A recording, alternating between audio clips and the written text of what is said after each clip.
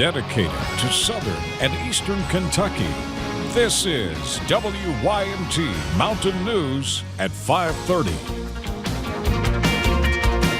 Good evening, I'm Steve Hensley. It was a restless night for police and many people living in Perry County as a murder suspect was on the run. But police arrested Anthony Lewis this morning. They charged him with murder after a woman was found beaten to death at the Bobby Davis Park yesterday. Today we are learning more about the victim, 37-year-old Marlena Holland. WYMT's Macy Marie talked to someone who knew her and joins us from the newsroom with more. Macy.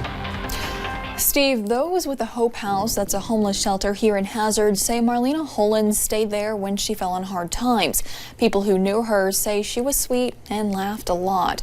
But also staying at the Hope House, Anthony Lewis. Police charged him with murdering Holland at Bobby Davis Park yesterday. After the alleged murder, Lewis spent a day on the run. He was found at the old Big Creek School in Perry County. Ben Fugit, the president of Hope House, says the events are hitting the shelter hard. There's a lot of heartbreak here at the shelter today. I've talked to so many people who have gotten to know her, and some have known her for a long time. And I had the privilege of being in the same youth group as her growing up, and so we've been to church together a lot and just have a lot of good memories. Now, a group has set up a fund for Holland's funeral expenses. You can donate by stopping by the front desk at Hazard City Hall. And Steve, we're also learning more about Lewis's criminal history today. Police say he was out on bond for a first-degree rape charge out of Leslie County, and we'll have much more on that tonight at 6. All right, Macy Marie in our newsroom, thank you. In Laurel County, 58-year-old Matthew Bubots is charged with burglary after deputies say he broke into a building in East Bernstadt. Officials say a homeowner heard noises coming from the building. When deputies arrived, they found Bubots hiding behind a mattress. Deputies say he also ran an extension cord from the nearby home into the building for electric. He's charged with third-degree burglary.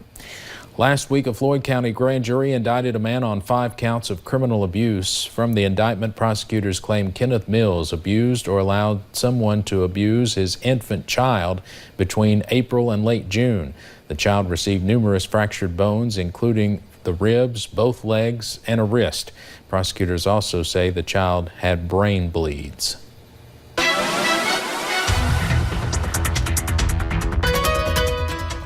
It's been a bit of a stormy afternoon here in the mountains. Let's go ahead and take you outside up top Buffalo Mountain here in Perry County, where you can see the clouds getting a little bit darker as we head throughout the afternoon as showers and storms continue to pop up. You can see here on Pinpoint Doppler a pretty active afternoon, lots of rainfall, some of that heavy at times, and we can see some of the frequent lightning with these storms and a few storms just popping up into Wayne County near Monticello as well. Looks like Interstate 75, you're dry for now. However, those showers and storms will make their way towards Laurel County in the next hour or so. Those temperatures a little bit on the cooler side thanks to all that cloud cover and that rainfall as well, but some of us still into those mid to upper 80s. So for some, still pretty warm out there this afternoon, but for those who have seen the rainfall, it is a little bit cooler into those 70s. So for tonight, we are going to get down into the upper 60s to low 70s as we head into those overnight hours, and we're going to hold on to a stray to isolated rain chance as well. But overall,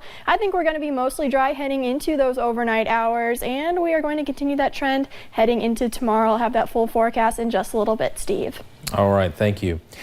In Virginia today, a Kentucky man received another life sentence. James Fields was previously sentenced to life in prison on federal hate crime charges. He was convicted of slamming a car into a crowd of anti-racism protesters in 2017. One woman, Heather Heyer, died. Fields received his second life sentence for 10 state charges. Researchers at UK say where you live can have an impact on your mental health. A new study shows rural areas have higher rates of suicides. The research finds things like unemployment and access to health care are factors. Researchers at UK worked with data from the National Survey on Drug Use and Health. They looked at trends in suicide planning and attempts. They say mental health care needs to change. There are fewer mental health care providers, such as psychiatrists, social workers, psychologists. If we better tackle mental health problems, we will reduce the issue and the problem of drug abuse, no doubt. Suicide is the 11th leading cause of death in Kentucky. He is an attorney who's been practicing in Eastern Kentucky for more than 38 years, a name associated with several big local cases. WYMT's Madison Pergram has a preview of tonight's Issues and Answers with Prestonsburg attorney Ned Pillersdorf. Attorney Ned Pillersdorf is well known across Eastern Kentucky. Notably, he took a stand for hundreds of Eric C. Kahn clients whose benefits were rejected by the Social Security Administration. It's been tough. I live among these people. 4 years into the case, Pillersdorf says he recently received the best news since the start. I was on the phone calling homeless shelters, calling people I know who had been sleeping in parks, saying, you're getting your benefits back. The judge signed the order today. One question does remain. How much longer will hundreds of others have to wait? This has been going on 4.5 years. I don't know if we're at the end of the beginning or the beginning of the end. He still has a positive message for Kahn's clients. I know I'm a lawyer. You don't like lawyers. A lawyer got you in a lot of trouble. But there's legitimate hope on the horizon. Now Pillersdorf is helping organized miners from Black Jewel left without a paycheck and benefits since the company filed for bankruptcy. The only way the miners can get any relief is they got to get into bankruptcy court in West Virginia. He is a little uncertain on whether miners will get their jobs back in the end. I'd like to say 100%, but bankruptcy court's a nasty place. But he never gives up on people in the region. We got a battle on our hands in West Virginia. Something he's all too familiar with as he continues to fight and represent Eastern Kentuckians. Madison Pergram, WYMT Mountain News.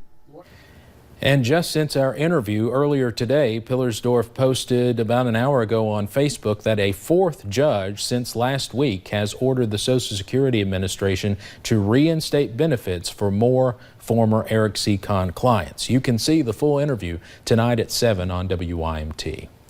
For the first time since 1965, you can go inside two of Egypt's earliest pyramids. The Dashur necropolis area is home to what is considered some of the earliest pyramids. Officials say they found numerous artifacts, including wooden masks, along with instruments used in cutting stones, dating back as far as 664 BC. Egypt hopes such discoveries will spur tourism. A Pulaski County man is recovering today after investigators believe he fell 60 feet down a bluff. Deputies put out a golden alert yesterday for 79-year-old Bobby Wood. The alert launched a massive day-long search, but it was a boater who eventually found him. As Garrett Weimer reports, officials say Wood is lucky to be alive. It's a beautiful view. It's what's below that's shown it can be so dangerous. Neighbors tell me this is not the first time someone's fallen down the bluff that runs behind many homes here on Cliffside Drive. We used every tool we had available to us to search and find Mr. Wood.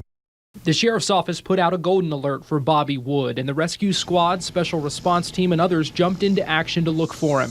We're told crews rappelled down the cliff here and even used a thermal imaging drone to try to find him.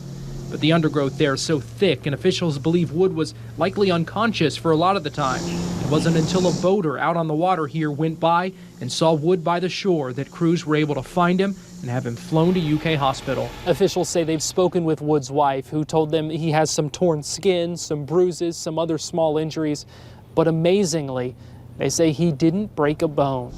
In all, officials believe Wood was down there about 12 hours.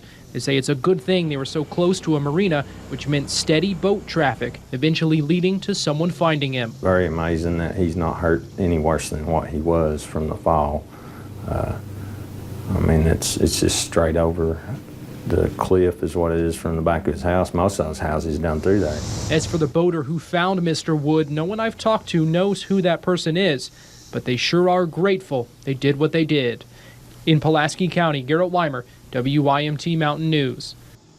In addition to several agencies that looked for Wood, a good number of neighbors also jumped in to help search the subdivision for him.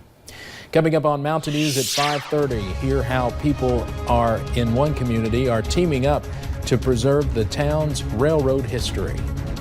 Overall, those isolated rain chances is going to continue this evening and into tomorrow. We're also tracking various remnants and a hot weekend coming up in just a little bit.